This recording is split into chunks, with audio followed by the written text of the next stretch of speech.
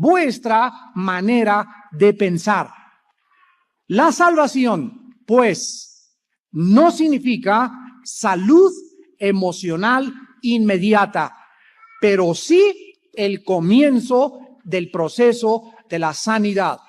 Dice en Filipenses 3:12, no que seamos ya maduros ni perfectos, sino que vamos hacia adelante.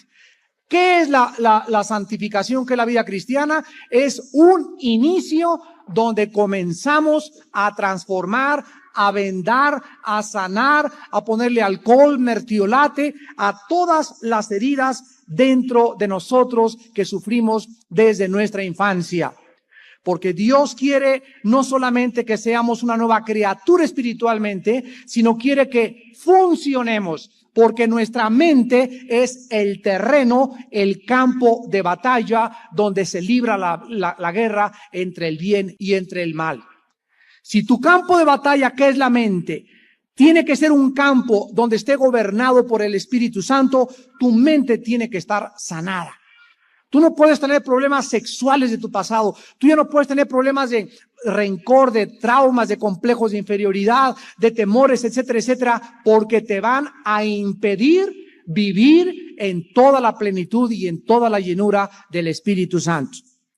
Los cristianos necesitamos entender que esto es precisamente la santificación, el proceso a través del cual el alma humana, la mente, inicia su sanidad mediante el Espíritu Santo y la palabra de Dios. En 2 Corintios 3:18, la Biblia dice, mirando cara a cara, somos transformados. Mirando a la Biblia, somos transformados. Mientras el cristiano se pone más y más en contacto con la Biblia, las palabras de Cristo son espíritu y son verdad. Las palabras de Cristo entran a nuestra alma, cambian nuestra mente, nos lavan la mente, nos purifican, nos santifican, porque somos santificados en la palabra de Dios. Así pues, esto es lo que la Biblia describe como la doctrina de la santificación, y los cristianos que no han sido sanados de sus emociones heridas del pasado manifestarán una conducta anormal. Van a manifestar una conducta anormal a través de sus semejantes. No van a actuar correctamente con su esposa, con su esposo, con sus hijos, con sus colaboradores en el trabajo. La forma como miran a la vida será una forma distorsionada y negativa, y además no podrán ver a Dios como Dios quiere y anhela ser visto por nosotros. Bienaventurados los puros de corazón, porque ellos verán a Dios. Para ver a Dios y entender a Dios y comprender a Dios, necesitamos pureza de corazón, una mente sanada, una mente limpia para entender sus caminos. Vamos pues en esta mañana a iniciar el estudio para ver algunos problemas emocionales, algunas emociones dañadas del pasado.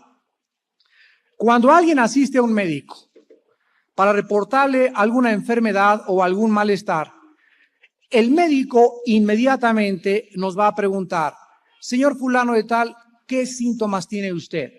¿Cuántas veces va al baño diarias? ¿A qué horas es este dolor de cabeza? ¿Es en la mañana? ¿Es en la tarde? ¿Le duele aquí? ¿Le duele allá? Etcétera, etcétera. ¿Por qué? Porque estos síntomas le darán al médico una guía mucho más segura para poder diagnosticar cuál es tu problema. Hay mucha gente que llega a la salida y me dice, hermano Aldúcino, a los pastores, mi papá, mi mamá, etcétera, etcétera, y creen que en 5 minutos vamos a tener una solución. No se puede. Se necesita abrir un expediente con ustedes como si fuéramos un médico. Por eso tenemos allá la sala de consejería para que vayan. Aquí vengo con mi esposo, queremos que nos traten durante 3, 4 semanas. No se puede en una sola sesión sanar a nadie. El doctor te hace que te hagas análisis de orina, de sangre, de excremento, para tener un conjunto de pruebas y emitir un diagnóstico adecuado. No se puede diagnosticar de una forma precipitada porque hay factores. Si la hermana está viviendo con el esposo con Cristo, y la hermana, me puedo separar, necesitamos saber si tu esposo conoce a Cristo, si tú estás dando buen testimonio, hace cuánto que se conocieron, qué problemas existen. Hay muchísimos factores para poder decir, este es el camino. Hay cosas que sí se pueden decir, bueno, la solución es esta, pero hay mucho material escondido que necesitamos tratar de escudriñar, y por eso hemos diseñado en todas las iglesias un departamento que se llama de consejería. Para que vayas, expongas tu problema y regreses cada 15 días o cada mes, y ahí, a través de una consejería matrimonial con pastores y mujeres clasificados para poder dar este consejo que tenemos aquí en el norte, puedas tú, con la ayuda pastoral, resolver tus problemas emocionales poco a poco. Espiritualmente, los consejeros funcionamos de la misma manera. No podemos diagnosticar ningún problema hasta no conocer los síntomas y hacer algún tipo de análisis espiritual antes. A través de los años, los consejeros espirituales hemos escuchado a cristianos heridos y lastimados manifestar sus sentimientos. Veamos pues en esta mañana qué cosa nos dice la Biblia respecto a los problemas emocionales. El primer síntoma de un problema emocional tiene lugar con los malestares interiores. Número 1, malestar interior. Una persona que ha sido lastimada aquí adentro en su alma, en su corazón, describe un sentimiento como que sangra interna y continuamente. Algo le duele dentro de su corazón profundamente, y este dolor parece que no tiene sanidad. Por ejemplo, alguna persona que haya perdido algún ser querido, que perdió al esposo y ya pasaron 2 años y esta mujer sigue de luto y sigue con un dolor tremendo y sigue con un problema emocional que va a cambiar su manera de pensar y de ver la vida. Se va a amargar, bueno, va a hacer muchas cosas. ¿Por qué? Porque no ha entendido ella que cuando alguien se muere es bueno llorarlo, es bueno tener luto, pero hay un límite para el luto. No se puede vivir de luto toda la vida. No podemos vivir 4 o 5 años llorando al difunto. ¿Por qué? Menos los cristianos. Porque ahora tenemos esperanza y ahora sabemos que las personas queridas que partieron están en un lugar mucho mejor. Esta perspectiva que la Biblia nos da nos ayuda a continuar enfrentando la vida. Nos ayuda a continuar enfrentando las adversidades y los demás problemas, porque hasta que yo no saque ese luto de mi corazón, no puedo volver otra vez a rehacerme, a vivir una vida normal. Estas personas con estos malestares muchas veces el tiempo les puede traer alguna sanidad, es verdad. Si acuden a un psiquiatra, estas personas, el psiquiatra o el psicólogo te va a decir, pues váyase a Acapulco o a Cancún 2 o 3 meses y van, etcétera, etcétera, pero otras veces vuelve este sentimiento y este dolor a eruptar, a surgir y a traer otra vez los recuerdos del pasado, porque esta persona escondió su problema, pero no fue sanada. Escondió el problema, lo tapó temporalmente, pero pasaron los años y vuelve a surgir el problema porque no hay cicatrización. La herida abierta sigue sangrando. Para que la herida pueda dejar de sangrar, necesita, ¿qué nos dice la biología y qué nos dice la física y la medicina? Necesita cicatrización. Si tú vas y te hacen una cesárea para tener un niño, te dice el doctor, comienza a caminar, porque ahora ya las ponen a caminar desde el primer día, y comienza a incorporarse a la vida diaria, pero cuide mucho no hacer esfuerzo. ¿Por qué? Porque la herida está fresca. Tiene que cicatrizar. Una vez cicatrizada, ya puedes otra vez a reincorporarte a tu vida normal. Toma un tiempo, toma un proceso, 15 días, 40 días, etcétera, etcétera. Lo mismo es espiritualmente. Las heridas tienen que cicatrizar y tienen que sanar para que podamos reincorporarnos a nuestra vida normal. Estas personas tienen heridas frescas. La carne está viva todavía dentro de su alma, y cuando algún recuerdo destapa otra vez esa herida o ese daño, otra vez la herida comienza a volver a sangrar. Este tipo de personas se les puede conocer por afuera porque son personas muy sensitivas a palabras rudas o a palabras ofensivas, porque tienen interiormente las heridas frescas todavía. Es la gente que cuando voló la mosca y ya no te habla en 2 semanas. Le das una exhortación muy leve y ya la hermana se pone a llorar o el hermano ya te hizo cara de fuchi. Las gentes altamente sensitivas son personas que tienen heridas frescas emocionales sin sanar en su corazón. Número 2, tristeza y dolor continuo. La persona con un espíritu herido o con un problema emocional no puede ser feliz. Es imposible que sea feliz. La tristeza y el dolor se manifiestan continuamente. ¿En dónde? Lo podemos ver los consejeros en su rostro. Dice Proverbios capítulo 14, versículo 10. El corazón conoce la amargura de su alma, y extraño no se entremeterá en su alegría. Estas personas, ya platicando un poco más con ellas y profundizando y tratando de ganarnos, que nos abran sus sentimientos, porque vamos a ver al final de la conferencia que el problema está que hay mucha gente que no es expresiva.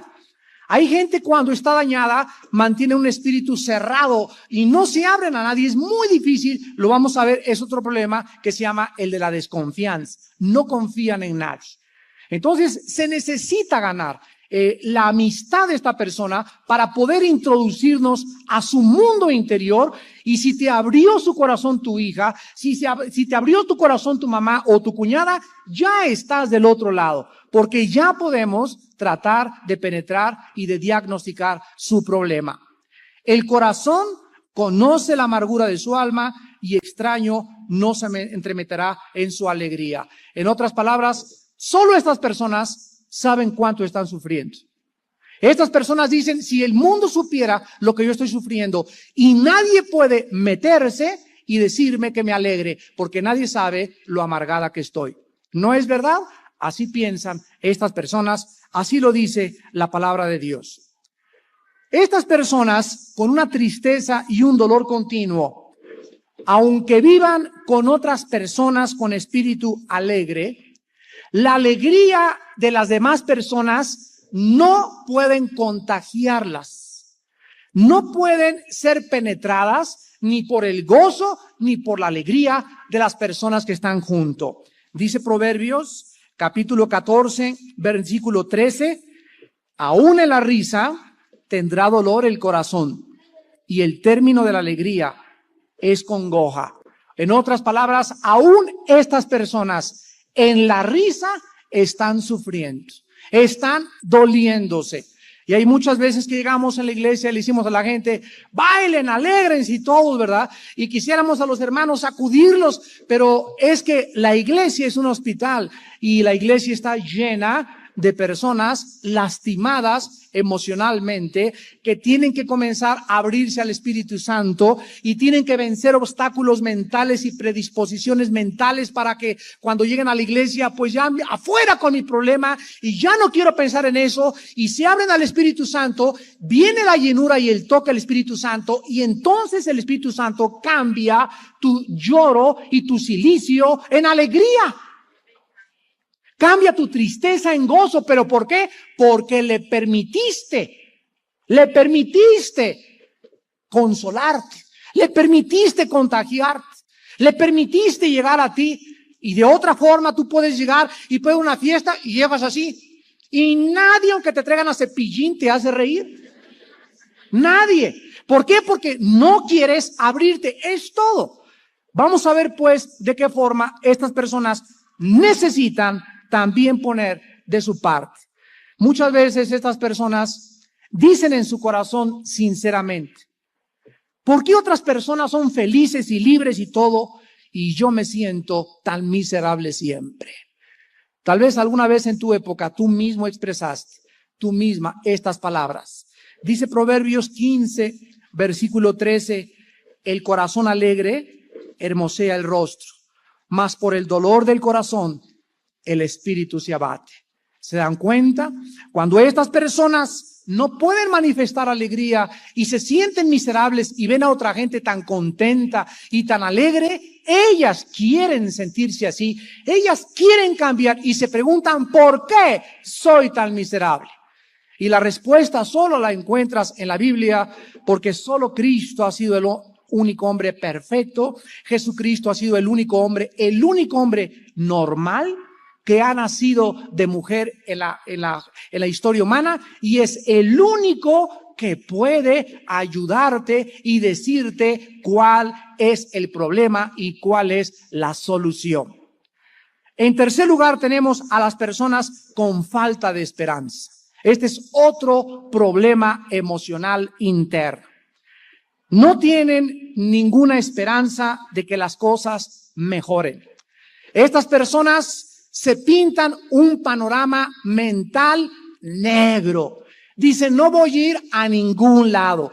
Nadie me va a querer nunca. No me voy a casar nunca. No voy a encontrar nunca un buen trabajo. Toda la gente es mala. Todos los hombres son iguales. Todas las mujeres son iguales. La desesperanza embarga e invade lo profundo de su corazón. Estas personas se sienten entrampadas, se sienten como en un callejón sin salida. La depresión y la angustia los envuelven. ¿Creen estas personas sinceramente que así van a descender a la tumba? O sea, que nunca van las cosas a mejorar. Cuando el apóstol Pablo comenzó a enseñar acerca de la resurrección de los muertos, mencionó que los que no tienen esperanza en la vida después de la muerte son los más dignos de lástima de todos los hombres. Primera de Corintios 15:19. Las personas que ni siquiera tienen esperanza para después de la vida son las más dignas de conmiseración, o sea, de lástima de todos los hombres. Debemos enfrentar, amados hermanos y hermanas en Jesucristo, debemos enfrentar el futuro con esperanza. Lo opuesto a la esperanza es la desesperanza, y la desesperanza involucra miseria, tristeza, angustia de espíritu y dolor de alma. Es horrible vivir en la vida sin esperanza de que las cosas vayan a mejorar. Es horrible enfrentar la vida y ver todo el panorama negro. Atrás de las nubes está el sol, y deja que un rayo de sol, el rayo de justicia de Cristo, la luz del mundo que es Cristo, atraviese esa nube que tú tienes y que te has formado mentalmente, y abre tu corazón para que llegue a tu alma la luz del Hijo de Dios. Pero tú tienes que entender que mientras Jesucristo esté vivo, y mientras Jesucristo viva, y lo hará eternamente, hay esperanza para nosotros. No importa cómo se ponga el panorama, no importa lo que el mundo nos depare, no importa lo que sucede, somos más que vencedores.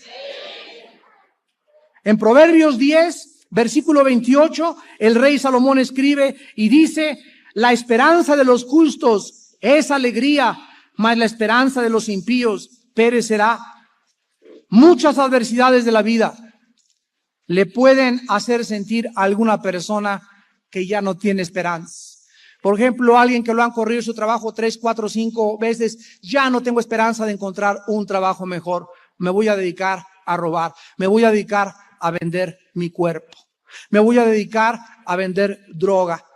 Muchas personas que han fracasado en su matrimonio, que van 2, 3 matrimonios, o que tuvieron 4 o 5 novias antes de casarse, que les hirieron y les lastimaron el corazón, se decepcionan tanto del sexo opuesto, que muchas mujeres dicen, y caen en manos de lesbianas, y comienzan a creer, como ya no hay esperanza en encontrarse un hombre, que en los brazos de una mujer pueden encontrar la esperanza que nunca tuvieron en los brazos de un hombre. Y lo mismo pasa con los hombres violados de niños, con homosexuales, o que fueron heridos o lastimados, comienzan a creer que no van a encontrarse una mujer que los va a querer, y caen en manos de homosexuales, y no es que hayan nacido, se convierten y se depravan moralmente. Vean ustedes lo que la desesperanza puede producir en el alma humana. Estas personas creen que ya no se va a arreglar su asunto.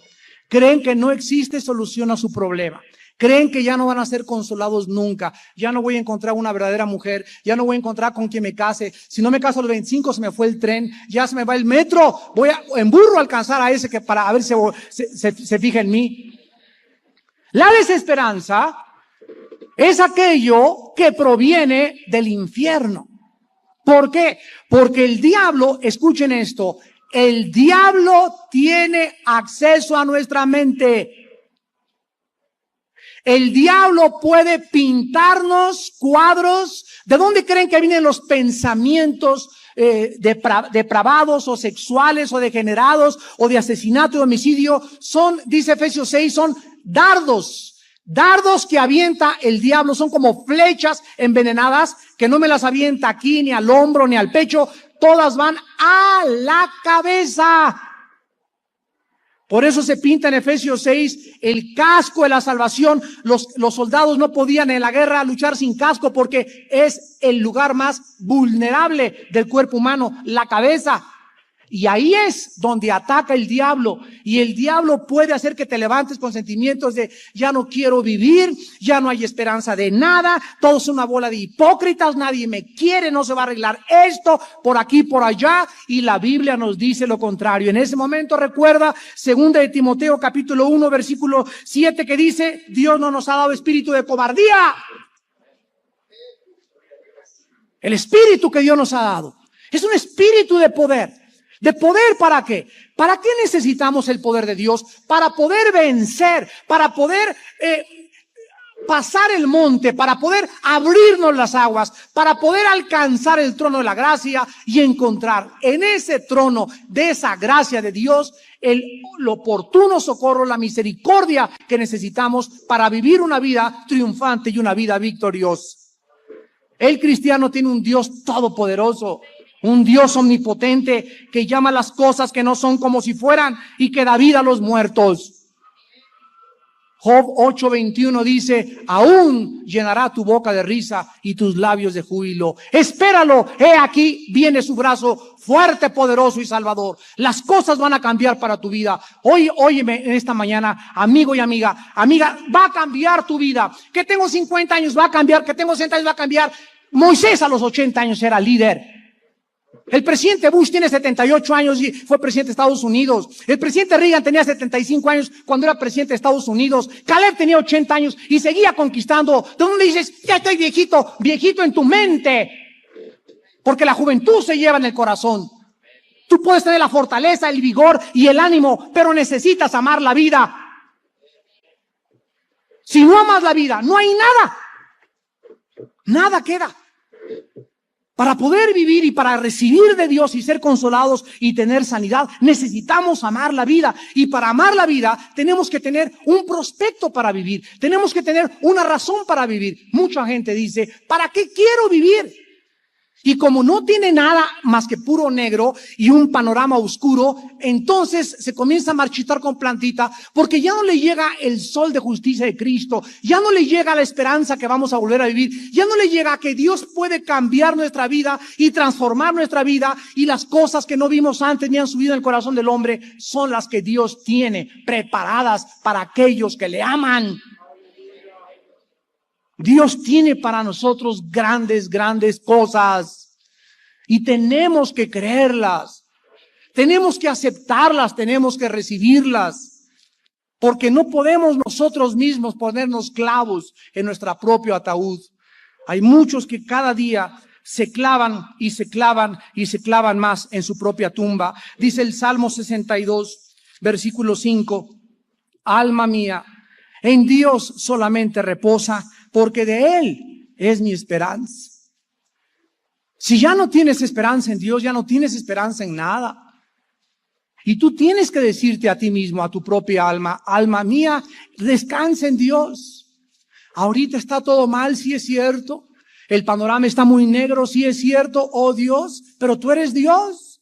Y tú no me mandaste a este mundo para vivir en el cuarto con Frankenstein todos los días de mi vida, ni en la casa, ni el castillo embrujado. Es cierto que hay pruebas, es cierto que hay momentos de depresión, es cierto que hay desilusiones en la vida, es cierto que hay frustraciones, es cierto que hay pérdidas materiales y pérdidas morales, pero no son siempre. Hay días mejores y esos días mejores vienen para ti. Este es el mensaje que el Espíritu Santo en esta mañana quiere traer a tu corazón. Las cosas van a mejorar, pero tienes que mantener la esperanza viva. El Salmo 91:2, que todos se lo saben de memoria: el que habita al abrigo del Altísimo morará bajo la sombra del Omnipotente. Y que dice el versículo 2, diré a Jehová, esperanza mía, mi castillo, mi Dios, en quien confiaré.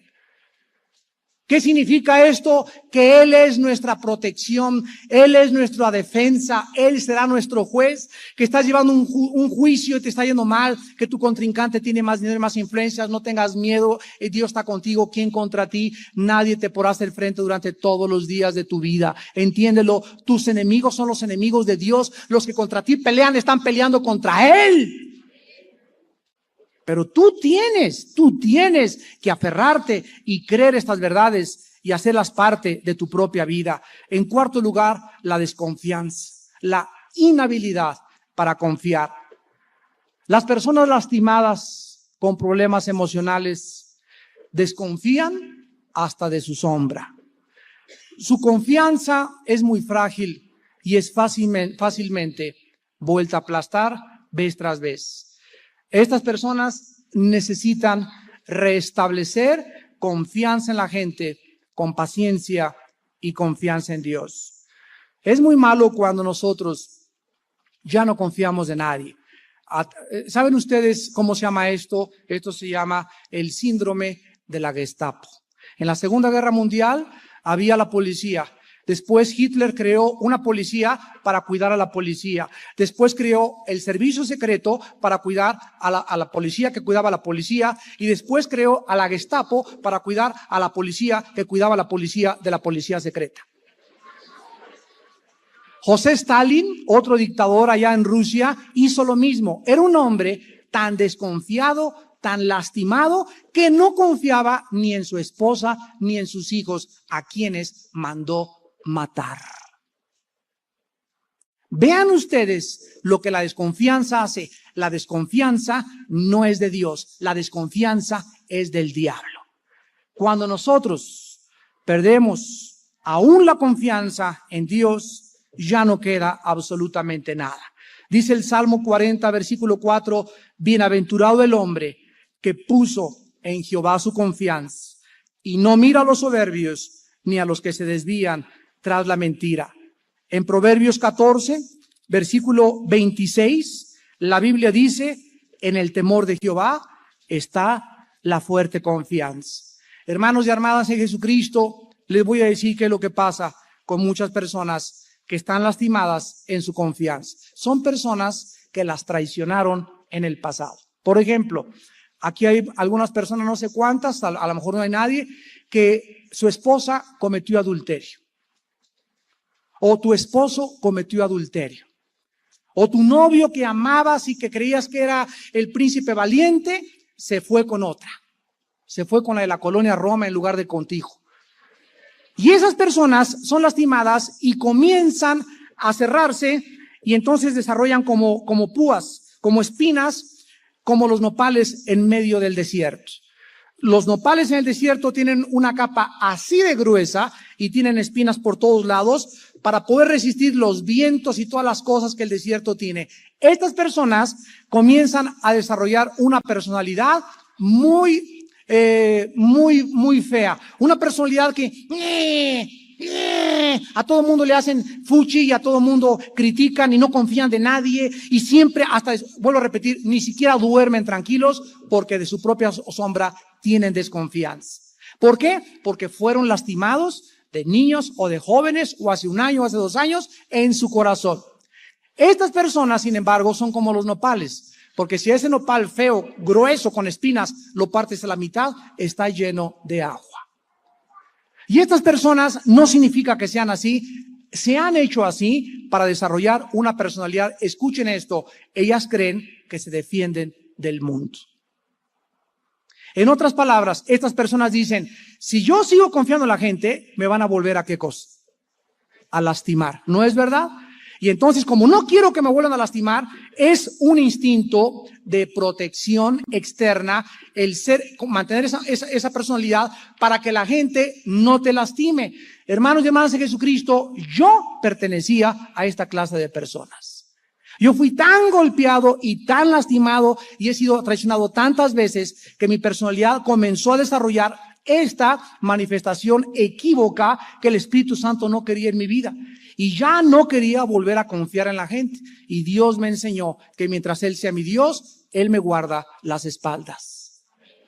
Ya no tenemos que preocuparnos si me traicionan, que me traicionen. Dios lo está viendo antes. Si no creen en mí y doy demasiado amor, nunca darás demasiado amor, nunca darás demasiado de lo que tú tienes, porque es mejor dar demasiado a carecer de aquello que pudiste haber dado y lo guardaste para ti por tu falta de confianza. Entonces, estas personas necesitan recordar lo siguiente. Yo necesito seguir amando a las personas. Necesito seguir volviendo a tener confianza. No tengas miedo de ser vulnerable. Si te vuelven a lastimar, sabes una cosa, que el Espíritu Santo te va a sanar, te va a proteger y entonces recordarás que dice 1 Corintios capítulo 13 del 4 en adelante, el amor todo lo soporta. El amor todo lo sufre, el amor todo lo espera. No es jactancioso, no es vanidoso, no se goza de sí mismo, no se goza de la injusticia, mas se goza de la verdad. Tú no puedes amargarte porque te traicionaron. Tú no puedes endurecerte porque te vieron la cara. La gente no es toda así. No siempre será así y además tienes al Espíritu Santo para sanarte. Tú sigues la vida caminando como el Señor Jesucristo, despreciado y desechado entre los hombres, varón de dolores. Cristo estaba lleno de traidores, Cristo estaba lleno de enemigos, sin embargo, no maldecía, ni tampoco contestaba con maldición. Encomendaba su causa a aquel que juzga justamente. En la cruz le vieron la cara, se burlaron de él, le menospreciaron, le traicionaron, sus más íntimos amigos le abandonaron y en la cruz gritó perdón. Y estas palabras, perdón, llenaron el espacio y el cosmos y penetraron en los lugares más recónditos donde están los poderes de las tinieblas y comenzaron los poderes y los demonios a sentir estas palabras perdón y comenzaron a gritar, no. ¿Por qué? Porque ellos no pueden perdonar. El diablo es el padre del rencor, el diablo es el padre del odio, el diablo es el padre de la venganza y en nosotros tiene que haber perdón. El diablo no soporta el amor. El amor es la fuerza con la que Cristo derrotó a Satanás en la cruz. El amor. Y nosotros tenemos que entender esto. Porque la vida es bien corta. Ya, por favor, ya cambia. Levántate ya. Ya deja de amargarte, ya deja. Cambia tu personalidad. Estas personas se cierran en su espíritu, repito. Y tienen que saber que no toda la gente es igual. Sí existen personas nobles en que puedes volver a confiar. Sí existe una mujer en quien puedas volver a confiar. Dice Isaías 30, versículo 15, porque así dice Jehová, el Santo, el Señor de Israel. En descanso y en reposo seréis salvos, en quietud y en confianza será vuestra fortaleza. Vean estas palabras tan profundas del Señor. En descanso y en reposo seréis salvos. Vean ustedes que para salvarnos no necesitamos esforzarnos. ¿Ya lo vieron? Solamente creer. Porque la salvación no es por obras. A ver otra vez. En descanso y en reposo seréis salvos. No fuiste a la villa, ni te cargaste una mochila con nopales, ni te acostaste en el suelo, ni las hormigas te comenzaban a elegirte, te ofrezco que las hormigas me piquen, pero...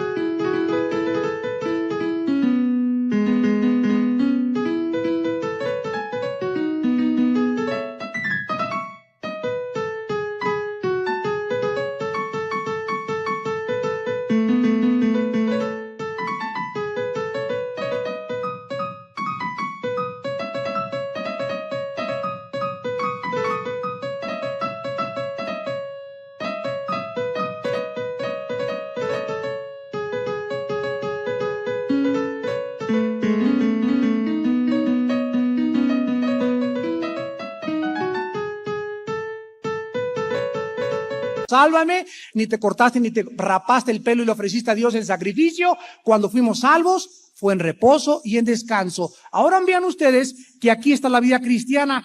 Ahora, ya siendo salvo, en quietud y en confianza será tu fortaleza.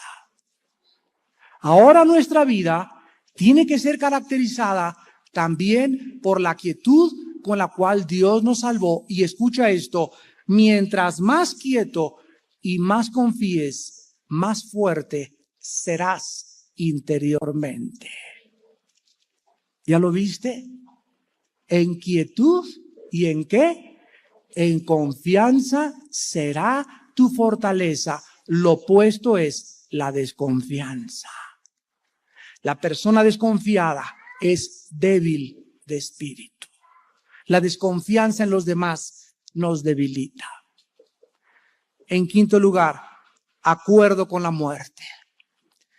Una herida emocional muy grande es que las personas heridas, deprimidas, tristes, que desconfían y sin esperanza, pues ya que les queda, comienzan los espíritus de muerte como zancudos, como moscos a rondar tu mente todos los días. Mátate, mátate.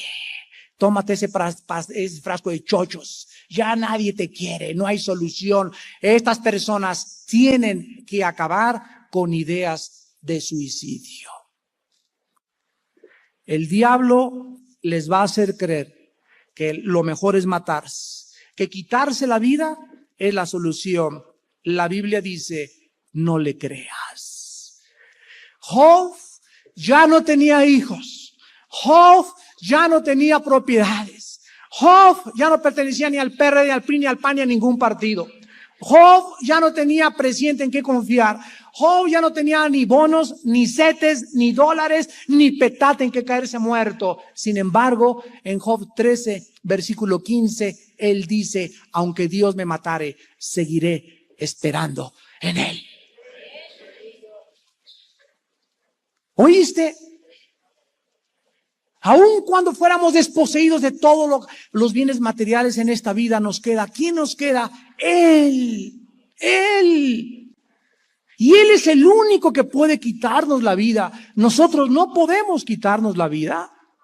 Podemos pensar y tener intentos, pero sin embargo, nosotros cuando hemos conocido la gracia de Dios, sabemos que mientras hay vida, hay esperanza. Todo pensamiento de suicidio lleva la marca de Satanás.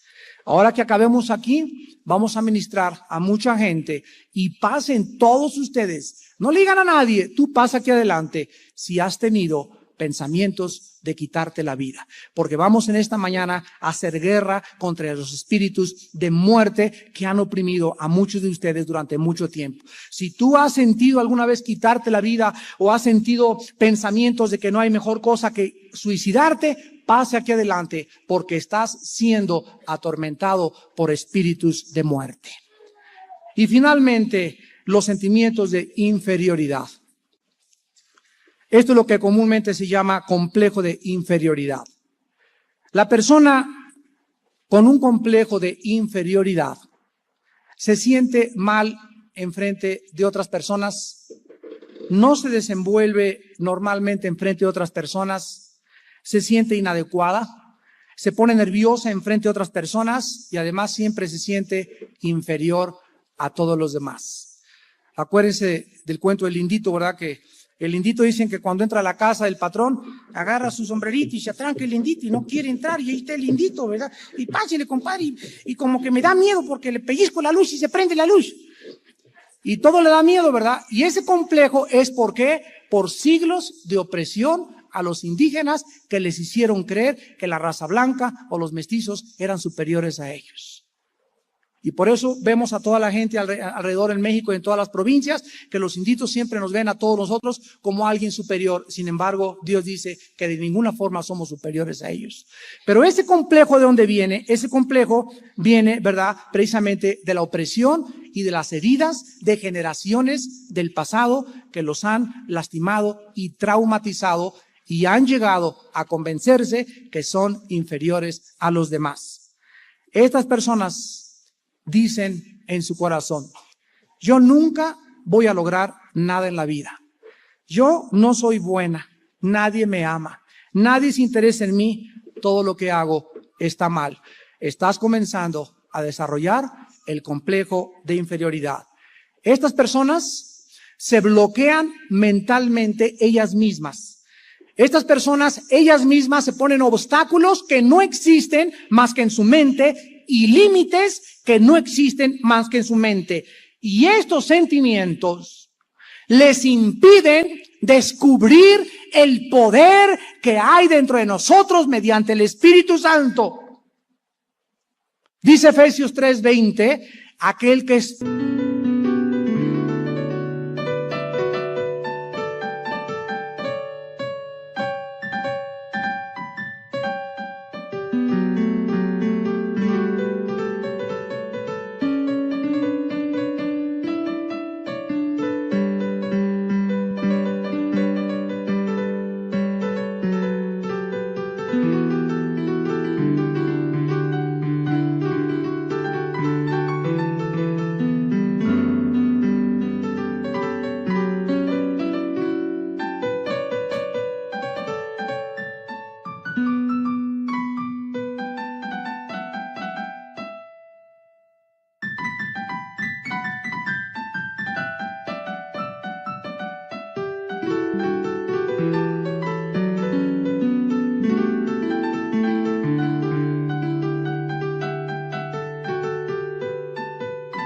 poderoso para hacer todas las cosas mucho más abundantemente de lo que pedimos o entendemos, según el poder que actúa dentro de nosotros.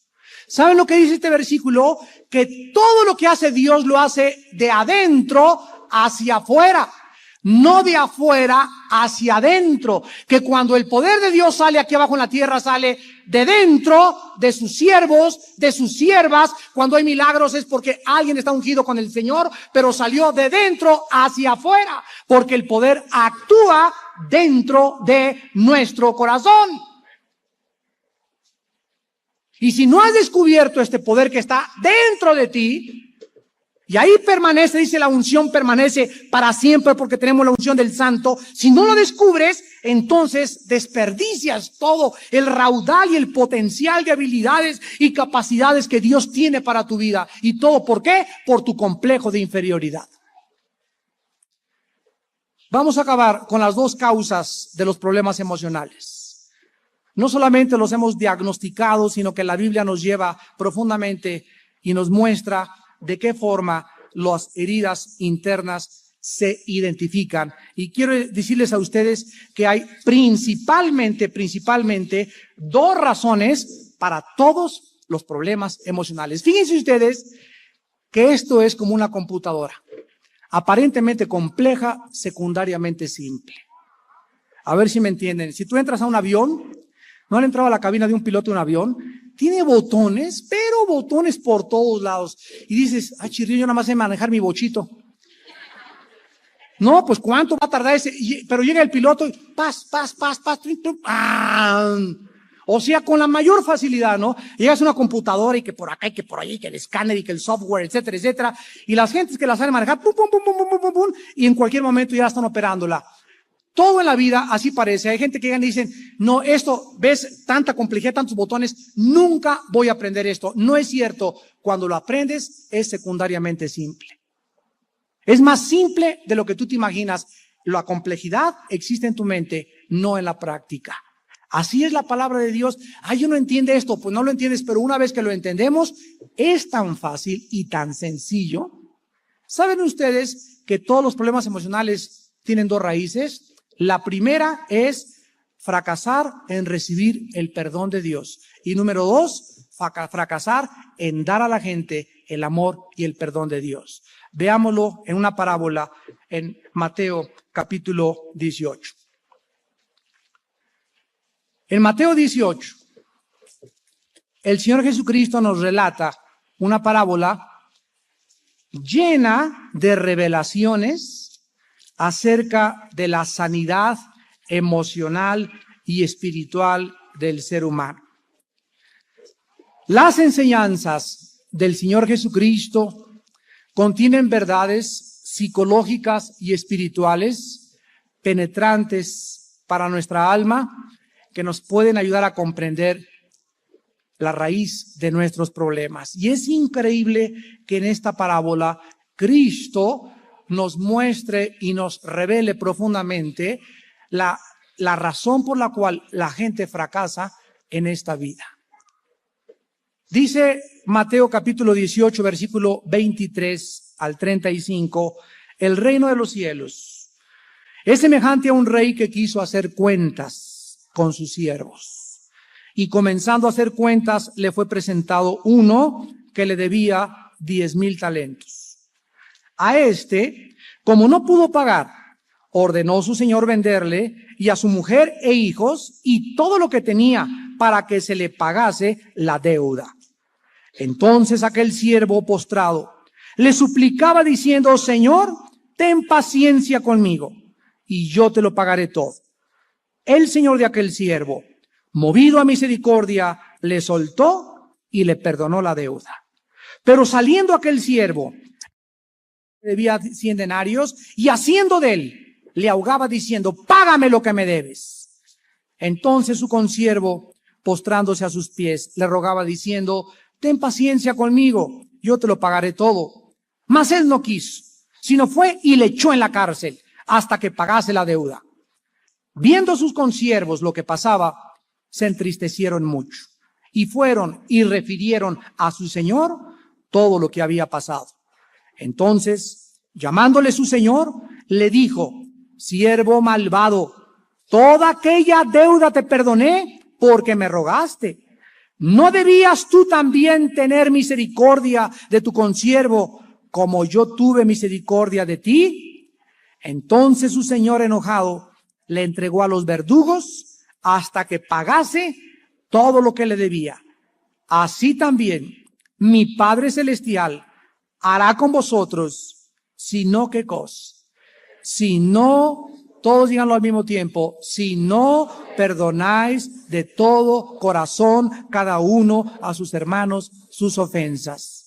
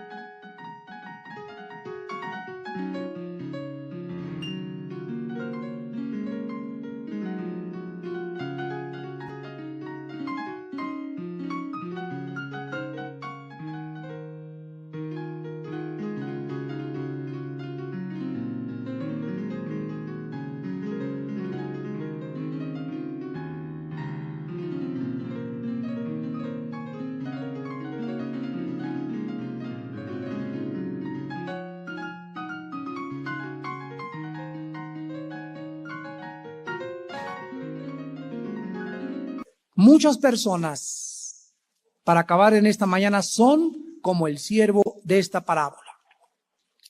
Este siervo, abran bien el corazón, este siervo no entendió la oferta que el rey le hizo. No entendió que cuando el rey le dijo: te perdono todo, estaba totalmente perdonado. Sino que este siervo le pidió al rey que le diera más tiempo para poder pagar. ¿Y qué pasó? El rey en su misericordia le dio mucho más de lo que le había pedido. Le perdonó toda su deuda. Pero este siervo nunca realmente oyó, no entendió lo que el rey le dijo. Él creyó, fíjense ustedes, este siervo creyó que el rey le había solamente concedido más tiempo para pagar su deuda. ¿Y qué cosa le había pedido el siervo? El siervo le dijo al rey: dame paciencia y te lo pagaré. Esto era un absurdo, porque 10,000 talentos es el equivalente a 1,000 millones de pesos actuales. Entonces, este siervo, ¿cómo podía creer que algún tiempo iba a pagar lo que el rey le había perdonado? Pero así se fue a su casa. En su corazón, él no recibió el perdón ni la cancelación de su deuda. Y como él no se sentía perdonado, sino que creía que debería de seguir cobrándoles ahora a sus consiervos, les fue a cobrar a los consiervos y fue a agravar más su situación. Este siervo no podía creer estas noticias, no pudo recibir ni el gozo, ni la alegría, ni la libertad para disfrutar este regalo. Creyó que todavía estaba bajo sentencia como deudor y que simplemente se le había dado más tiempo para pagar más tarde con su trabajo sus deudas. Por esta causa de que no se dio cuenta de que su deuda había sido cancelada, los atormentadores, los demonios del resentimiento, de la culpa y de la ansiedad comenzaron a trabajar en su mente. Por causa de que este siervo creía que todavía debía, pensó que podía pagar y les comenzó a cobrar a sus deudores. Muchos cristianos son como este siervo, amados hermanos en Jesucristo. Leen la Biblia, cantan Amazing Grace, how sweet thou art, gracia del Señor. Y creen en la Biblia y leen la Biblia, sin embargo, en sus emociones no se sienten perdonados, creen que tienen que seguir trabajando para pagarle a Dios por sus pecados. No han recibido verdaderamente la gracia de Dios, tienen culpa todavía, al igual que este siervo, siguen tratando de trabajar para librarse de las culpas y ellos quieren pagar sus deudas. ¿Cuántos cristianos se sienten todavía que no han sido perdonados? Dice la Biblia en Isaías 1:18, cuando vienes a Cristo, si tus pecados eran como el carbón. Mataste a 50,000 personas, te decían el Hitler de la Polanco. Que te casaste más esposas que el harem de Gesem el árabe, te decían al-Fashá de la Roma, de tantas mujeres que tuviste. Abortaste 500,000 niños en la sangre de Cristo. ¡Hay perdón! Esta es la grandeza de Dios, que no importa el tamaño ni la cantidad de nuestros pecados, Jesús en la cruz satisface la justicia de Dios y el perdón de Dios es otorgado a aquellos que creen y reciben la gracia de Dios. 10,000 talentos es el símbolo de una deuda que no se puede pagar jamás. Nadie hubiera podido pagar esta deuda. ¿Cómo podíamos haber pagado nuestras deudas? Nunca. Cristo lo pagó todo por nosotros. Y es por eso que la salvación no la podemos perder. ¿Sabían ustedes que esta es la razón? Cuando entraba el sacerdote al tabernáculo, fíjense ustedes cómo ilustra la Biblia y la ignorancia de la Biblia. El sacerdote entra al tabernáculo y el sacerdote entra por el altar de bronce. En el altar es el sacrificio. Del altar sigue el lavacro, donde se lavan las manos, y del lavacro entra al lugar santo y al lugar santísimo. Cuando pasaba el sacrificio, el sacerdote ya no necesitaba regresar al altar, solamente se lavaba.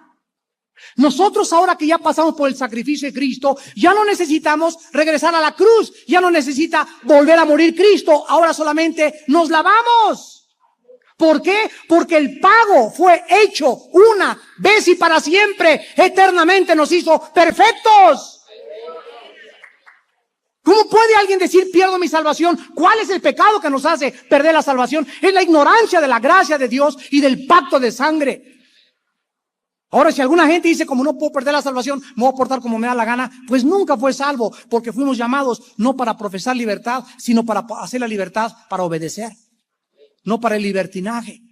Pero vean cómo en todas las figuras del Antiguo Testamento nos habla Dios del precio tan grande. Ahora solo nos lavamos, ¿por qué? Porque ya estamos limpios. Ahora solamente nos lavamos las manos y los pies, pero el corazón ha sido lavado ya eternamente por la sangre de mi Señor Jesús.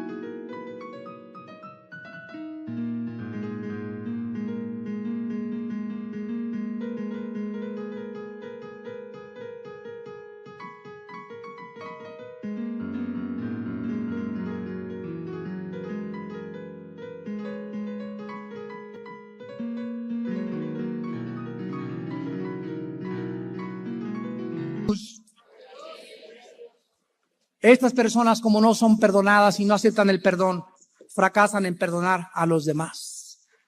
También fracasan porque no pueden amar a los demás. Nosotros, si no perdonamos a los demás, tu mamá, ¿quién sabe qué te hizo cuando eras niña? Tu papá, ¿quién sabe qué te hizo? Tu abuelita, ¿quién sabe qué te hizo? Tu ex esposo, ¿quién sabe qué te hizo? Tu cuñada, tu hermano, tu hermana, tu patrón, tu padrastro, tu padrastra, no sé qué cosa te haya hecho. Pero dice la parábola de Cristo en el versículo 28. Saliendo aquel siervo, halló uno de sus consiervos que le debía y le dijo, págame lo que me debes. Y dice el versículo 30, él no quiso y le echó en la cárcel hasta que pagase la deuda. Y el Señor, nuestro Padre Celestial, hará lo mismo que el cuento narrado por Jesucristo. Dice el versículo 31, viendo los consiervos lo que pasaba, se entristecieron mucho y le contaron todo al Señor. Le llamó el Señor y le dijo, siervo malvado. Escuchen esto. Este hombre nunca recibió la gracia y el perdón de Dios porque no tenía fruto en su vida. Malvado es perverso y a nosotros ya no nos llama malvados porque hemos sido lavados con la sangre de Jesucristo. Y es tan grande, tan grande, tan grande esta enseñanza que el apóstol Juan en su primera carta, en el capítulo 3, versículo 14 al 16, fíjense, dice así, nosotros sabemos que hemos pasado de muerte a vida en que amamos a los hermanos. El que no ama a su hermano permanece en muerte. Todo aquel que aborrece a su hermano es homicida. Y sabéis que ningún homicida tiene vida eterna permanente en él. En el capítulo 4, versículo 7 dice, amados, amémonos unos a otros, porque el amor es no de nosotros, el amor no es de nosotros, el amor es de Dios. Todo aquel que ama es nacido de Dios y conoce a Dios. El que no ama no ha conocido a Dios, porque Dios es en su naturaleza, en su esencia, Dios es amor. Cuando Jesús dijo, por el fruto los conoceréis, Cristo estaba hablando que Él siempre distinguirá a sus discípulos por la marca más importante de nuestra vida cristiana. La actitud como respondemos a la gente que nos hace daño. La gente tiene en esta mañana, tú y tú y tú y tú, problemas emocionales. La raíz es, en lo profundo de tu alma, falta de perdón contra alguien en tu vida. Y tú no has perdonado porque no has entendido ni comprendido una salvación tan grande. Que Dios, siendo pecadores, murió por nosotros y que su sangre preciosa nos limpia de todo pecado. Cuando el ser humano recibe ese perdón de Dios tan grande, donde ya Dios no se vuelve a acordar de mis pecados jamás, ahora yo voy al mundo y hago lo mismo que hizo mi Señor conmigo. Y entonces me llama siervo fiel, porque has conocido la gracia y la misericordia y la manifiestas en tu amor por los demás. ¿Cuántas veces he de perdonar a mi hermano? Le preguntó Pedro a Cristo y Cristo le contestó 70 veces 7. Ah, dijo Pedro, entonces 7 por 7, 49. Al llegar a 490, el 491, ¿ya no le perdono? Te equivocas. No dice 70 veces multiplicado por 7, dice 70 veces elevado a la 70ª potencia. Infinito. Léelo bien, no dice eso. O sea, vivimos un mundo, para concluir en esta mañana, en que todo mundo nos tiene que lastimar tarde o temprano. Vete al Popocatépetl y allá en el frío espera la venida del Señor Jesucristo, órale, pues escápate del mundo. O vete a un convento como hizo Roma y aislaron a la gente para vivir cerca de Dios, no es la voluntad de Dios. Dios quiere que estemos en medio de los lobos. Él dijo, los envío como ovejas. ¿En medio de qué? ¿En medio de ratoncitos, dijo? ¿En medio de Mickey Mouse? Estamos rodeados de lobos. Es un mundo que nos odia, que se burla de nosotros, que nos persigue porque no entiende ni conoce al que vive y la unción que tienes en tu corazón. Un mundo amargado, un mundo donde es caracterizado, ¿por qué? Por el odio. El odio caracteriza a los hijos de Satanás. El amor caracteriza a los hijos de Dios. ¿Qué hay en tu corazón? El odio te producirá problemas mentales. El amor te sanará más pronto de lo que tú te imaginas. Ama en esta noche, en esta mañana a Dios. Pídele perdón a Dios por tus enemigos y la sanidad del Espíritu Santo en esta mañana está enfrente de ti.